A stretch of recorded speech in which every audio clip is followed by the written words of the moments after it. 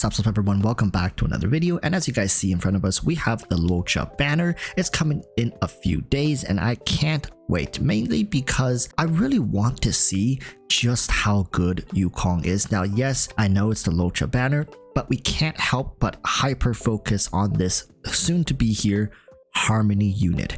There are rumors that are saying, well, my little birds have been whispering and saying that Yukong has actually garnered the interest of more players currently than Luocha. As you guys may know, as more and more people reach TL 60, 65 even, that the meta has kind of shifted a little bit when it comes to MLC. Why are we talking about MLC? Because the whole point people were, well, I can't generalize like that, right?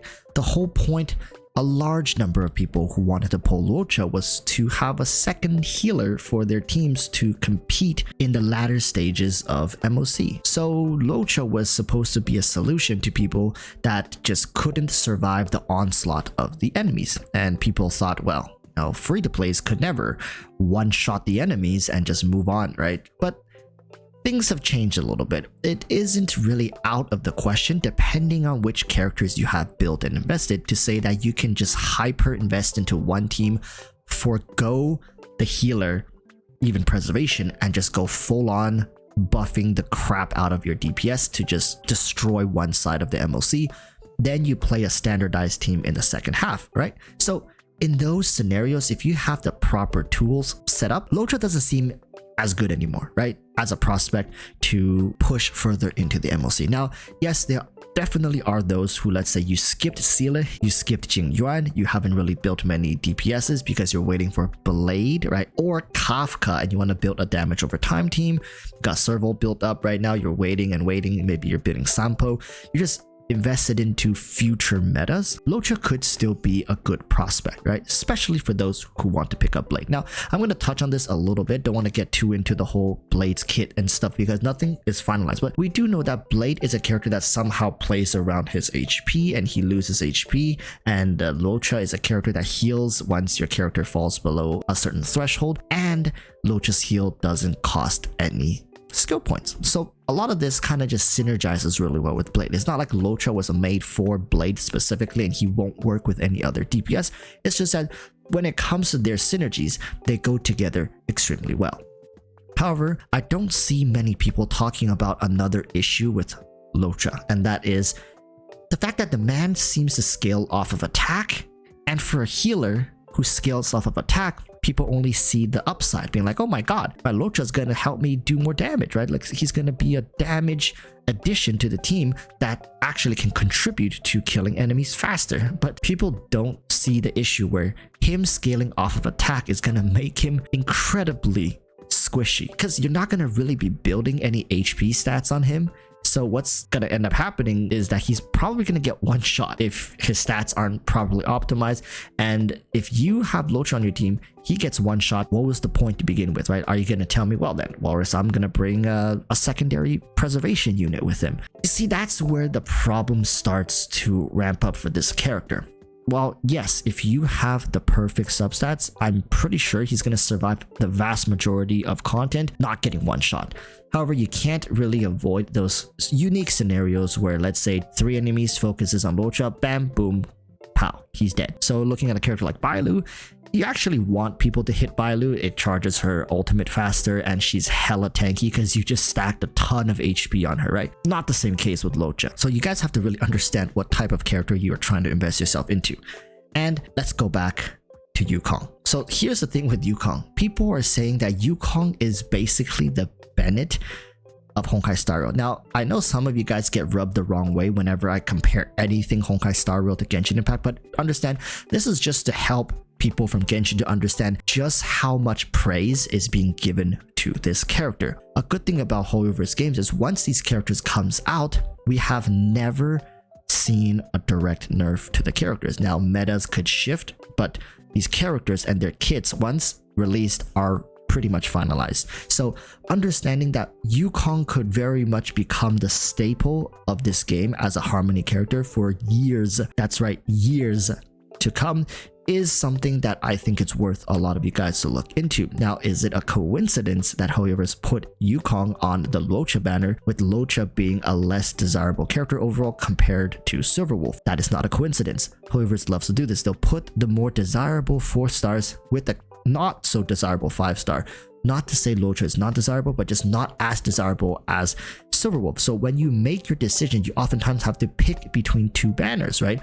You want to pull Silverwolf, and you're gonna have to pull the 4 stars along with Silverwolf. If you want to pull Luocha, you're gonna have to pull the 4 stars along with Luocha. And oftentimes, HoYoverse makes the decision much harder by putting very desirable 4 star with a less desirable 5 star, as to make your decision making process as difficult as possible. You see, there's another thing in this banner, which is Qingque.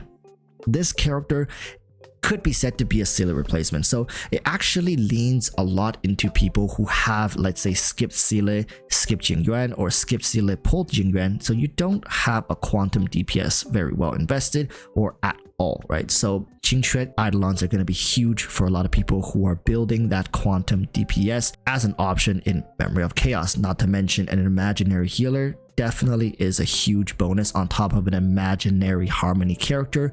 That's just double win. Me myself, I am debating whether or not I want to pull on this banner.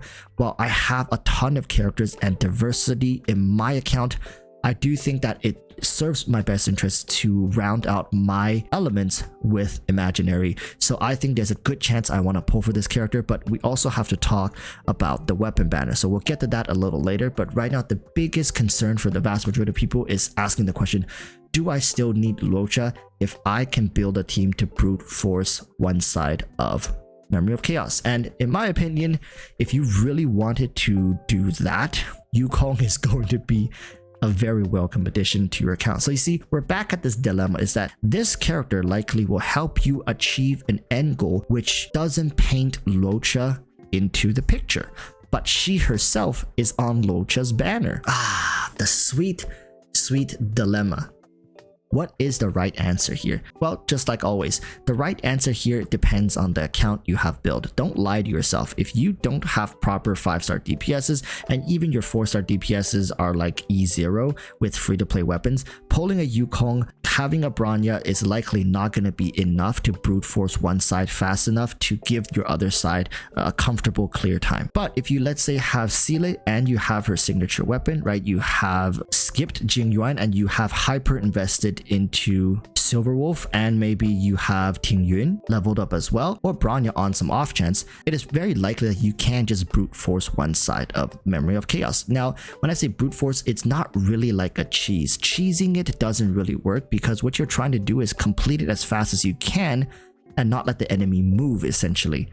So you're almost just one-shotting the enemies in 1 to 2 turns per battle. Now, a lot of you guys who haven't really looked into this are probably thinking that's not possible for free-to-plays, but it really depends, like I said, on the setup you have. So if you want, I can make videos about it, but right now myself, I'm still only at Trailblaze level 55, so I don't have access to the level 80, the final major trace. So you really need to be Trailblaze level 60 and above to even have access to this type of MOC clear. Finally, just touching on Pella, she is one of the best Nihility options outside of the 5-star options we have.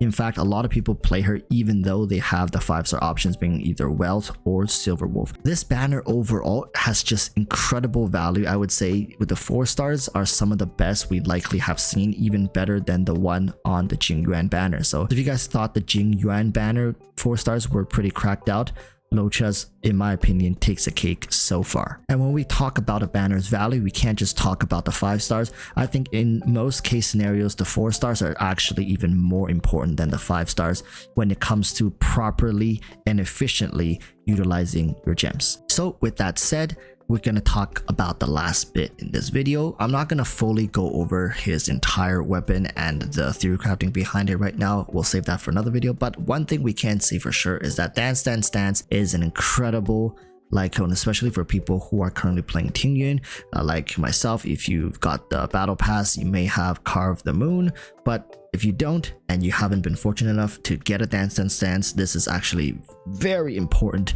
In fact, it's going to make or break certain ways you can play around even Jingyuan. Let's say if you want to consistently or more consistently get the Lightning Lord to 10 stacks, having Jingyuan go faster is crucial to the success of that team. Dance Dance Dance is going, as you guys can see, to contribute towards that. And as you properly build your Tingyuan with enough energy regen and whatnot, this will only get better and better, which makes it even more difficult for free-to-plays or low spend to decide, because the weapon banner is well regarded as a huge money sink or a luxury of some sort. But is it worth it to gamble, let's say, on the weapon banner over the character banner in this case?